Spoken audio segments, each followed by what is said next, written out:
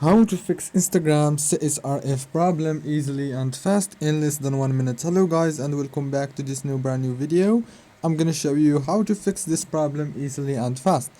So first thing, open the settings on your phone, go to the apps manager, go to the apps right here in the top as you can see, and now go to the Instagram.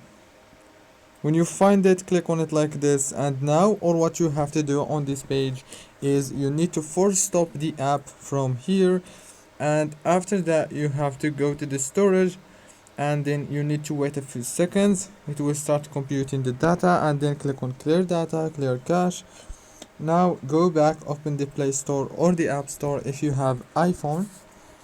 Go to the search bar, search for Instagram and update it. And after you update your Instagram, go to the wireless and networks, enable the airplane mode and disable it again. That's it for today's video. Don't forget to like and subscribe.